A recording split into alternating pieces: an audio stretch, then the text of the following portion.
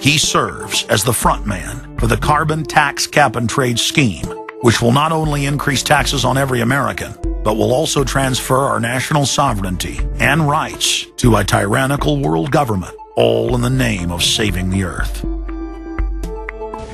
Is the legislation that we are discussing here today, is that something that you are going to personally benefit from? If you believe that the reason I have been working on this issue for 30 years is because of greed, you don't know me. I've been willing to put my money where my mouth is. Do you think there's something wrong with being active in business in this country? I am simply asking for clarification. I'm proud of it. The relationship. I'm proud of it. My name's Dr. Tim Ball. I'm a climatologist. I have a PhD in climatology from the Queen Mary College, the University of London, England. And I've been studying climate both with my 9 years in the Canadian Air Force, where it was essential to flying, and then after that at the university. So it's essentially been the whole theme of my career. Initially called climate skeptics. I said, but all scientists are skeptics. If you're not a skeptic, you're not a scientist. And then when that didn't work, then they came out with the charge that we were climate change deniers. And I remember when I was first called a denier, and it was in the Times of London and England, and of course the word denier was clearly deliberately chosen because of the Holocaust connotations of that term. So it was not only a charge that you were ignoring the truth, but you were doing it in a very evil way. And of course, I laugh about that now because my whole career has been anything but a climate change denier. I've spent my career trying to educate people to how much climate changes naturally. So I'm anything but a denier, but of course that is part of the politics. Under the Nazis, there was something called race science. They had a lunatic theory of eugenics, the Aryan heritage, and all the rest of this. Absolute crackpot pseudoscience. There was no empirical measure or empirical test for the validity of those theories. They simply asserted them, and if you were a professor who stood up to them, then the Gestapo would come and take you away. We are perilously close to such a situation right now. Any academic, any other figure standing up to say the global warming theory of Al Gore is a piece of crackpot nonsense is in danger. You'd be fired from a government job, and in many universities, your job would be in danger. And of course, it's also part of what's called ad hominem, that if you can't defeat the person's argument rationally, you start attacking the person. And we see that with these terms, and we see it with Al Gore calling them flat earthers. Congressman, you began by denying that there is a consensus on the science. There is a consensus on the science. Well, you mustn't have been listening to our testimony that we've had for the last few days with dozens of experts that have come in who have given completely different views. Well, I would encourage you to go back and look at the testimony this committee's heard. There are people who still believe that the moon landing was staged on a movie lot in Arizona. And neither of us are one of those, and I know you like giving those cute anecdotes. This is not a cutesy issue. We're talking about something that can export millions of jobs out of our economy, out of our country.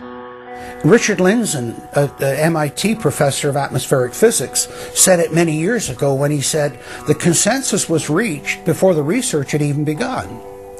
And then scientists like myself that stood up and said, hold on a minute, I got problems with it. Oh, paid by the oil companies, don't trust that guy. What the international scientific community is saying is correct. There is no legitimate basis for denying it. Now, you hear the consensus argument. Well, the majority of scientists. What they're always talking about is, and originally the IPCC was about 3,600 scientists, it's now down to 2,500. That's the people they're talking about. But when you look at it, most of them are bureaucrats. They're not scientists at all. And very, very few of them are actual climate experts. Now, the consequences of that, and whether that's because of man-made CO2, I think are debatable. If CO2 is not causing the climate change, what is? What are the major driving factors? And so they're essentially the ones that are left out by the Intergovernmental Panel on Climate Change.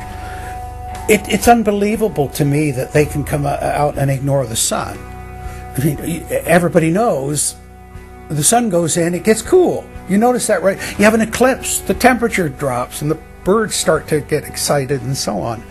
And when you look at the seasonal changes with the sun, how you can suggest that the sun is not a factor is really quite remarkable. Giving us false scientific information is not going to clean up our environment. Speaking with a lot of promises and innuendo is not going to help clean up our environment. The globalists have co-opted the environmental movement. There are a lot of real environmental problems we face, like genetic engineering, where they're splicing plants, animals, insects, you name it. Toxic waste dumping in the ocean. No one wants to breathe bad air or drink toxic water. But the global carbon tax has nothing to do with that. It's a tax literally on breathing. Go out on the street or talk to your friends, your neighbors. Ask them, hey, should we ban dihydrogen monoxide? It's bad for the environment. The average person will sign your petition calling for the banning of water. That's right. Dihydrogen monoxide is water. It's the same thing with table salt, sodium chloride. And that's exactly what the establishment is doing with carbon dioxide. Ooh, dioxide. It has this scary sounding name. But the truth is, it's one of the 4 elements of life on this planet. Oxygen, carbon dioxide, water, and sunlight. And if the establishment can tax and list as a toxic waste one of those basic 4 building blocks of life, carbon dioxide, they can regulate and control every facet of our lives and shut down any businesses that aren't part of their New World Order. The idea that carbon is a pollutant is essentially a way of saying that humanity is a disease or a cancer that ought to be wiped out. Genocide.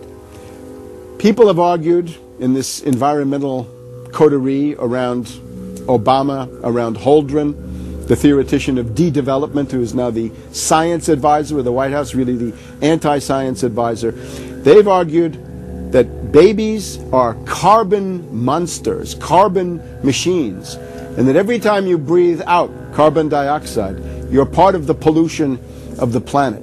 This is an absolutely anti-human doctrine. They use the environmental movement to promote their real agenda, which is globalization and federalization and power. The advisor to Gordon Brown wants to exterminate 1/2 of the population of the British Isles. Now that's something Hitler might have tried to do, or Stalin. They didn't succeed. Will Gordon Brown do it? You can read this in the statements of these lunatics, radical environmentalists, fanatical Malthusians, tree huggers, whatever you want to call them.